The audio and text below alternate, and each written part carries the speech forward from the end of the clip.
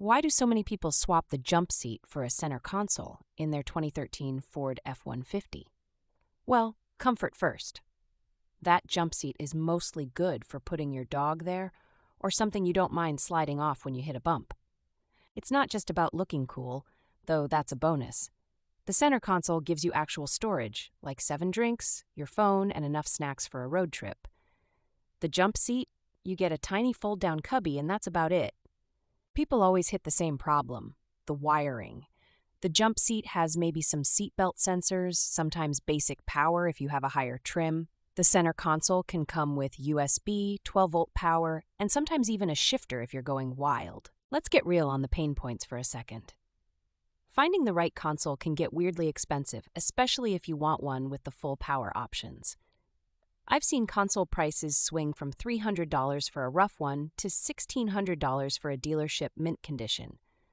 Okay, step 1 is obvious, but gets missed. Disconnect your battery. Ford is notorious for angry airbag sensors. The last thing you want is to have your dash look like it's auditioning for the 4th of July when you finish. You start by popping out the factory jump seat. Unbolt 4 bolts, 2 in front, 2 in back. I have never found a single bolt in a used F-150 that wasn't rustier than a Portland bike lock after 3 winters. Get a breaker bar?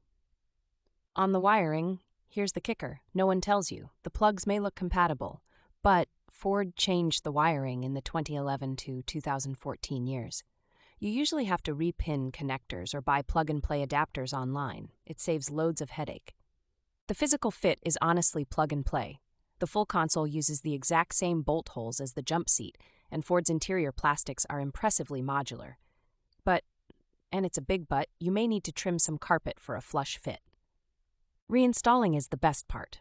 Center the new console, line up the bolts, and torque them down snug. If you're upgrading from a floor shifter to column, that's even easier.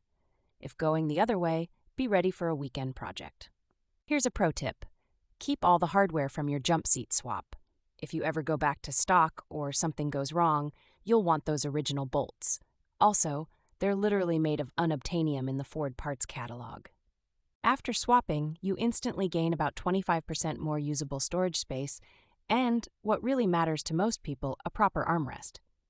It feels like you've jumped 2 trim levels up just by swapping one piece. Every time I get in an F-150 with the center console, it feels more finished, less work truck, and more like a daily driver. If your pain point is that mid-2010s Ford plasticky interior, this swap is the single biggest instant transformation for the money.